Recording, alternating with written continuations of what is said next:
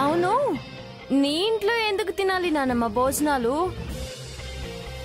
అంతగా ఆకలి వేస్తే మంగళగిరి వరకు ఎలా వచ్చామో దారిలో శర్మ డాబా ఉంది. ఇప్పుడు వచ్చేటప్పుడు అక్కడే తిన్నాను, వెళ్ళేటప్పుడు అక్కడే తింటాము. సూపర్గా ఉంది ఫుడ్. పద దుర్గమ్మ. నువ్వెక్కడికే?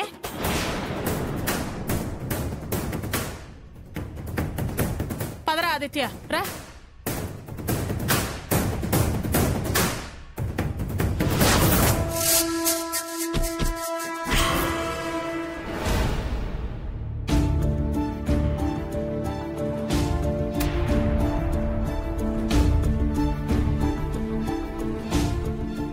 అమ్మా మళ్ళీ ఎక్కడికమ్మా?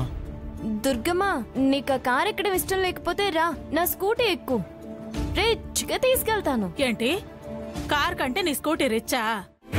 పిచ్చి పిచ్చిగా మాట్లాడుతున్నావేంటి? అయితే కారే ఎక్కు. నేను ఎక్కాలనుకుంటే ఎక్కుతాను, లేకపోతే లేదు. నీకెందుకే? ఇది మా కుటుంబ విషయం, నువ్వెందుకు తలదూరుస్తున్నావు? నీ దారి నిన్ను పొమ్మన్నాను కదా, నువ్వు పో. నేను వచ్చినందుకు నిన్ను తీసుకువెళ్ళడానికి, వీడొచ్చినందుకు నిన్ను తీసుకెళ్ళడానికి, మావయ్య వచ్చినందుకు నిన్ను తీసుకెళ్ళడానికి. నువ్వు రాకుండా ఉంటే మేము ముగ్గురం ఎలా పోతాం? వచ్చిన పని పూర్తి చేయకుండా ఎలా వెళ్తాం? రా దుర్గమ్మ, నా స్కూటీ ఎక్కు, కొత్తది. ఒక్కసారి ఇక్కడ స్టార్ట్ అయితే ఇంటికి వెళ్లే వరకు ఆగదు. నీకు కావాలంటే శర్మ డాబా దగ్గర తప్ప ఇంకే ఎక్కడా ఆగదు. అనవసరంగా మాట్లాడుకో, అసలే ఒళ్ళు మండిపోతోంది. తులసి, నువ్వు మధ్యలోకి రాకు. అమ్మ అనవసరంగా మాట్లాడొద్దని చెప్పింది కదా, ఎందుకు మాట్లాడుతున్నావు? ఇందాక ఒక చెంపే పగిలింది, ఇప్పుడు అడ్డంగా వస్తే మరో చెంప పగులుతుంది. అసలు నేను ఇక్కడికి ఎవరు రమ్మన్నారే? వచ్చింది కాక మా విషయంలో తలదూరుస్తావెందుకు? అమ్మా, ఎండ మండిపోతుంది, ఇక్కడ ఎందుకమ్మా? ముందొచ్చి కారెక్కు, ఎక్కమ్మా. నేను ఎక్కనరా. దుర్గా, తులసి వచ్చిన విషయం నాకు తెలీదు. వాడి అమ్మ కోసం ఎంత తల్లడిల్లాడో నేను నా భార్య కోసం అంతే తల్లడిల్లాను. నా ప్రేమేంటో నేనేంటో నీకు తెలుసు. అలిగినంత మాత్రాన వదిలేస్తామా? నువ్వు లేనింట్లో మేము ఉండగలమా చెప్పు? అయినా నీ అనుమానం ఏంటి? మేము ముగ్గురం కలిసి వచ్చామనేగా. వాడైతే నాకు చెప్పి వచ్చాడు, తులసి సంగతి అయితే నాకు తెలీదు. నేను చెప్పేది నిజం, నన్ను నమ్ము. మన జీవితాలు వీధుల్లోకి ఎక్కించకో, అందరికీ చులకనైపోతాం. నీ మీద ప్రేమ ఉండబట్టే మేము వచ్చింది.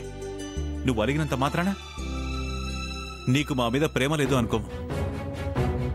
నీకు మా మీద ఎంత ప్రేమ ఉందో తెలుసు. నీకు నువ్వుగా వస్తే నీ విలువ తగ్గుండొచ్చు, కానీ నీకోసం ఇంతమంది వచ్చామంటే నువ్వంటే ఎంత విలువ అర్థం చేసుకో. మనం మనసులతో మాట్లాడుకోవాల్సిన వాళ్ళం. మనుషుల కోసం తగు పడితే మనసు బాధపడుతుంది. రా దుర్గా, వచ్చి కారెక్కు. చేతులు పట్టుకొని క్షమాపణ కోరుకోమంటావా?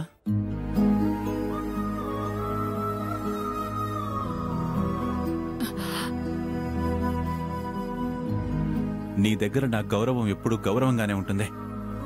నీ మీద అభిమానం నిలకడగానే ఉంటుంది. నీ మీద నాకు కొండంత నమ్మకం ఉంది దుర్గా. రా కారెక్కు. తులసి, ఎలాగో నువ్వు నా భార్య కోసమే వచ్చావు. స్కూటీ అక్కడ పెట్టి నువ్వు కారెక్కు. ఆ స్కూటీ కోసం మా కానిస్టేబుల్ పంపుతాలే, వచ్చి కారెక్కు. పర్వాలేదులే మామయ్య, నేను వచ్చేస్తాను. ఎండ మండిపోతుంటే పర్వాలేదంటావేంటి? బండి అక్కడ పెట్టేసిరా. అది కారెక్కడానికి వీల్లేదు. అదేంటి దుర్గా అలా మాట్లాడతావు? నేను ఇలాగే మాట్లాడతాను. అది ఎందుకు వచ్చిందనేది నాకు అనవసరం, కానీ అది నాతో కారులో కలిసి రావడానికి నేను ఒప్పుకోను. ఎండ ఎక్కువగా ఉంది కదా దుర్గా. అయితే ఎండలు తిరిగే వాళ్ళందరికీ మీరు గొడుగు పడతారా? దాహంగా ఉన్న వాళ్ళందరికీ చలివెందులు పెట్టిస్తారా? ఎవరి కర్మ వాళ్ళది. ఇక్కడికి వచ్చేటప్పుడు ఎలా వచ్చిందో వెళ్లేటప్పుడు కూడా అలాగే పెడుతుంది.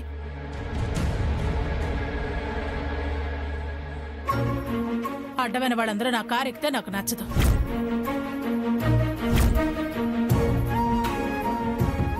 చిన్నపిల్ల వడదెబ్బ తగిలితే ఆ పాపం ఎవరికి తగులుతుంది చెప్పు? ఆ పాప పుణ్యాలన్నీ నాకు అనవసరం. మీరు పాప పుణ్యాల గురించి పట్టించుకోవాల్సిన పని లేదు. అది నా కారులో రావటానికి వీల్లేదు. కాదు కూడదు అనుకుంటే నన్ను వదిలేసి మీరు వెళ్ళొచ్చు. వెళ్ళండి. రెండే ఆప్షన్స్.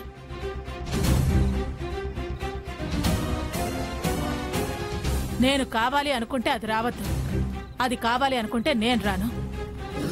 నిర్ణయం మీరే తీసుకోండి.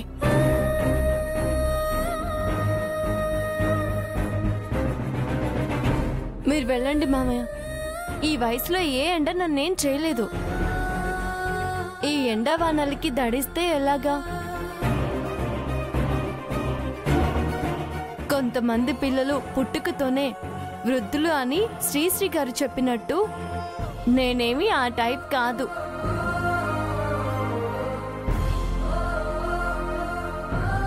మంగళగిరి నుంచి ఇంటి వరకు నడిచి రమ్మన్నా రాగలుగుతాను. అది నా కెపాసిటీ. మీరెవరు నా గురించి వరి అవ్వకండి. మనకు కావాల్సింది అత్తయ్య. అత్తయ్య క్షేమంగా ఉండాలి. మీ అందరికంటే అత్తయ్య అంటేనే నాకు ఎక్కువ ఇష్టం.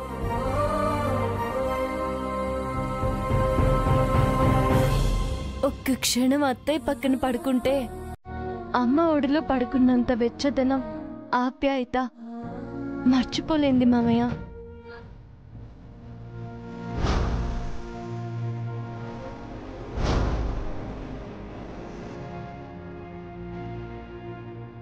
థ్యాంక్స్ దుర్గమ్మ. నిన్న చెప్పాను, మళ్ళీ చెప్తున్నాను. నువ్వు హ్యాపీగా కారులో వెళ్ళు. వెళ్ళు దుర్గమ్మ. రండి మామయ్య, ఎక్కండి.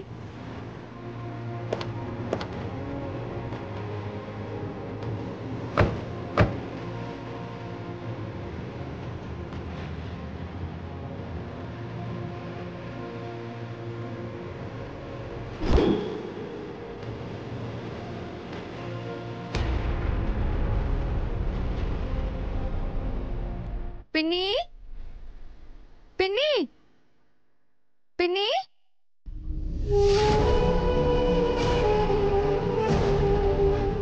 ఏంటి వెంకటలక్ష్మి ఇలా వచ్చావు? అత్తయ్య ఎటో వెళ్ళింది కదా, అంతా దిగులుగా ఉన్నారక్కడ. వంటపై వెలిగినట్టు లేదు, వంట జరిగేటట్టు లేదు.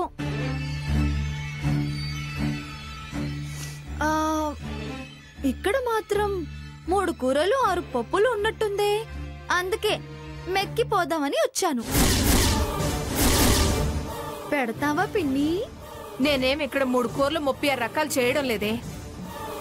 నీ వ్యంగ్యం నాకు అర్థమైంది, కానీ వచ్చిన విషయం ఏంటో చెప్పు. వ్యంగ్యం అర్థమైంది అన్నావుగా, ఇంకా చెప్పేదే ఉంది. వదినా వదినా, అన్నయ్య అన్నయ్య అని ఓ తెగ ప్రేమలు చూపిస్తారే. మరి తనెటో వెళ్ళిపోయింది కదా, ఆ కాస్త అయిన దిగులు, చింత, అయ్యో పాపం అని లేదే. ఎంచక్కా వంటలు చేసుకుని ముప్పొద్దులా మెక్కటానికి పరమాన్నాలు, పాయాసాలు, పిండి వంటలు చేసుకుంటూ పండగ చేసుకుంటున్నారా?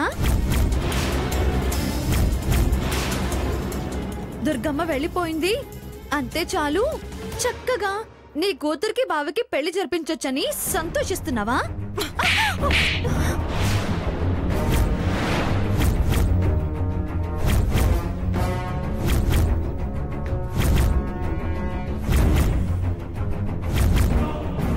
ఓసే బుద్ధి తక్కువదానా, నీకు బుద్ధి లేదు బుర్ర లేదు అని తులసి అంటుంటే ఏదో అనుకున్నాను. నిజంగా నీకు బుర్ర లేదని ఇప్పుడు అర్థమైంది. ఎవరే వంట చేసుకునేది, తాలింపులేసుకునేది? పొద్దున గురించి ఆలోచించి ఆలోచించి తట్టుకోలేనంతగా తలపోటొస్తే వెల్లుల్లి సొంటి నూరి అది తలకి పెట్టుకుంటే తలనొప్పి తగ్గుతుందని నూరుకుంటున్నానే. నువ్వు మా వదిన గురించి తెగ బాధపడిపోతున్నట్టున్నావుగా. నీకు కణతలకి రాసి కళ్ళల్లో పెట్టనా? తలలో ఉన్న తుప్పు దెబ్బ కుదిలిపోతుంది. మాకు బాధ లేదని నువ్వు తెగ బాధపడిపోతున్నట్టున్నావు. ఆ తులసి లాంటి కూతురుంటే కలికలు కషాయాలే. ఆయన ఏం పెంపకం పెంచారు దాన్ని? మరి అంత అద్దు అదుపు లేకుండా అంత బరితెగింపా? మా అత్తయ్యని ఇల్లు వదిలి వెళ్ళిపోయేలా చేస్తుందా?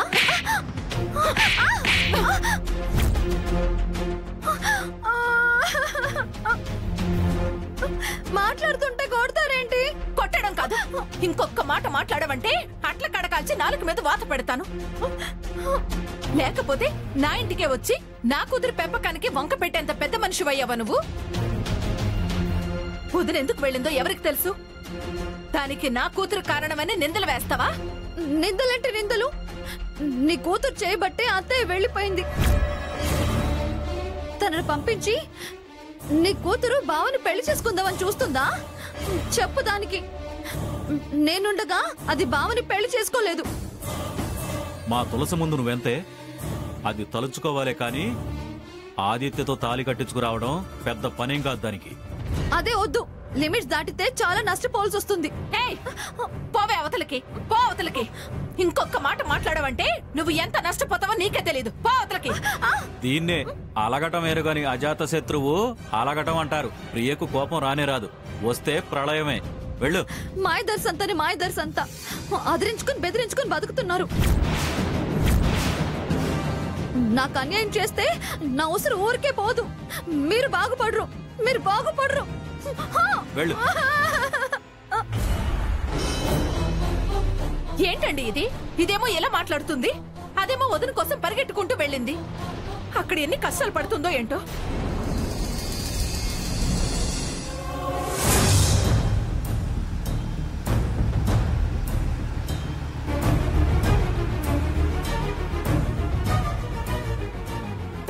పాపం చిన్నపిల్లని కూడా లేదు, ఎండ అన్న జాలి కూడా లేకుండా వీల్లేదు అందే.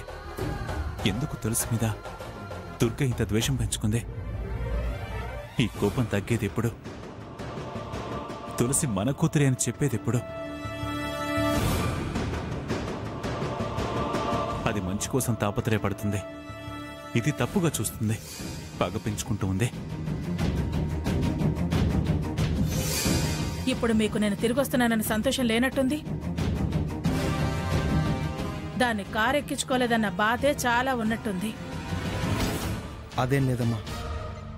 తప్పుగా ఆలోచించడానికి అలవాటు పడితే అలాగే అనిపిస్తుంది. మీరు బాధపడుతున్నారో లేదో మీ మొహాలే చెప్తున్నాయి. సరే, మేం బాధపడుతున్నాం అనుకుంటే మరి తులసిని కారెక్కించుకోవద్దని ఎందుకు అలా చెప్పావు? ఎక్కించుకుని నన్ను బాధపడమనా నీ ఉద్దేశం? అదేం కాదమ్మా. వదిలేరా, అదంటే మీ అమ్మకి ఇష్టం లేదు. ఎలా ఎక్కించుకుంటుంది? ఈ మొహం ముందు మాటలెందుకులే కాని అటు చూసి నడపండి. రోజు అక్కడ ప్రమాదం, ఇక్కడ ఘోర ప్రమాదం, రక్తసిక్తమని చాలా వార్తలు వస్తుంటాయి. అలాంటిదేదో దానికి జరిగితే పీడ వదిలిపోతుంది. దుర్గా, ఏంటా మాటలు? మతి తప్పిందల్లా ఏ మాట వస్తే ఆ మాట మాట్లాడతావా? అరే, ఎంత కోపం ఉంటే మాత్రం అలాగే నా కోరుకునేది. ఇష్టం లేదు వద్దన్నావు కానీ అంత తప్పుడు మాట అనొచ్చా? ఇప్పుడు తను నీకు కానిదే కావచ్చు, కానీ నాకెప్పుడు కూతురే, కూతురుతో సమానం. అది నా చెల్లెలు కూతురు, రక్త సంబంధం ఉన్న మనిషి, మేనకోడలు. ఇప్పుడు నోరు జారినట్టు ఇంకెప్పుడు నోరు జారకు. కారు ఆపింది దాన్ని అన్నానని కదా. దిగిపోమంటారా? దిగిపోతానులేండి. వెనకాలేదొస్తోందిగా, దాన్నే ఎక్కించుకుని వెళ్ళండి.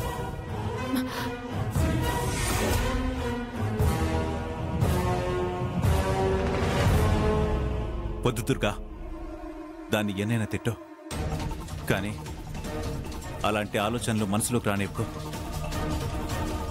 నువ్వు ఒక బిడ్డకు తల్లివేగా, కడుపు కోత కనకు పాపం తగులుతుంది.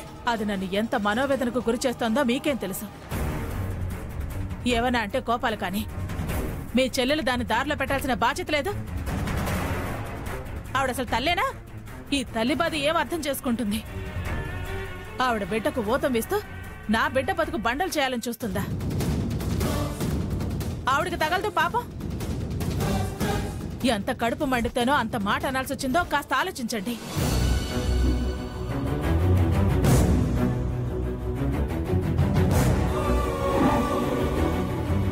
తులసి ఏంటి ఇంకా ఇంటికి రాలేదు? అక్కడెవరైనా ఏమైనా అనుంటారా? ఏమన్నా అన్నా పడే రకం కాదు. అక్కడ ఎవరితోనైనా పంచాయతీ పెట్టుకుందా? ఊరు కాని ఊరు, వెళ్ళకూడని వాళ్ళ ఇంటికి వెళ్ళింది. అక్కడ దీని పేరెత్తితే అస్సలు సహించని మా వదిన ఉంది. దీన్ని ఏం చేశారో ఏమో. వద్దే వెళ్ళకి అని చెప్పినా మాట వినకుండా వెళ్ళింది. ఇదెప్పుడు ప్రశాంతంగా ఉండనివ్వదు. ఏదో టెన్షన్ పెడుతూనే ఉంటుంది. వదినికి మాకు చెడిన దగ్గర నుంచి దీనికి ఏమవుతుందని భయం ఎక్కువైపోయింది. భగవంతుడా, ఈ దూరాలు ఇంకా దూరం కాకుండా చూడు తండ్రి. ఇక ఏ సమస్య ఉండదు. వదిన వచ్చేస్తుంది. అన్నయ్య కూడా వెళ్ళినట్టున్నాడే. పర్వాలేదు, అన్నయ్య ఉంటే గొడవేం జరుగుండదు.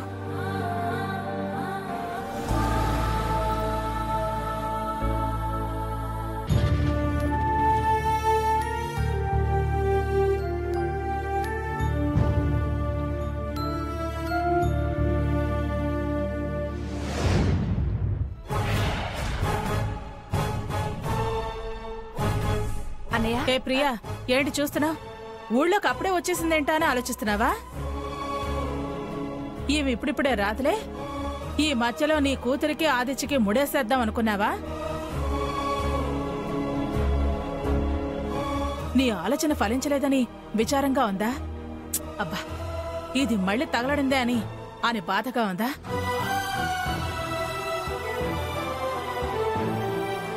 పోయింది, ఇంక రాదు, దరిద్రం వదిలిపోయింది అనుకున్నావా? ఇది నా ఇల్లు. నా మొగుణ్ణి, నా కొడుకుని వదులుకొని ఎక్కడికి పోతాననుకున్నావు? పిచ్చి పిచ్చి కలలు కనపాకు, పిచ్చి పిచ్చి ఊహించుకోకు. వదినా, ఏం మాట్లాడుతున్నావు? నీ మనసులో ఉన్న మాటలే బయటికి మాట్లాడుతున్నాను. నీ కోరికేంటో నాకు తెలుసు కదా, అదే మాట్లాడుతున్నాను. నీ ఇష్టానికి నువ్వు మాట్లాడుకోదునా. నా మనసులో లేనివి నువ్వు ఊహించుకుని నా కంటగట్టుకు ప్లీజ్. నీకు మొదటి నుంచి మా మీద ద్వేషం ఏర్పడింది. అదే ద్వేషంతో మాట్లాడుతున్నావు. నీ తప్పుడు ఆలోచనలు మా మీద రుద్దుతున్నావు. నువ్వు అనుకున్నట్టు మాకు అలాంటి ఆలోచనలు ఉండవు. అలాంటి దురుద్దేశం అస్సలుండదు. ఏమన్నయ్య, తులసిని తీసుకురాలేదా? వెనకాల వస్తుందమ్మా. అదేంటన్నయ్య, ఇంత పెద్ద కారు ఉంది కదా, అందులో కూర్చోవడానికి కొంచెం కూడా చోట్లేదా? ఒక పక్క ఎండలు మండిపోతుంటే వెనకాల వస్తుందని చెప్తున్నావేంటి? దాన్ని నీతో పాటు తీసుకురాలేకపోయావా? అది వచ్చింది వదిన కోసమే కదా. లేదమ్మా, మాతో పాటు రా అని నేను అడిగాను. నేను వేరుగా వస్తాను మామయ్య, మీరు వెళ్ళండి అంది.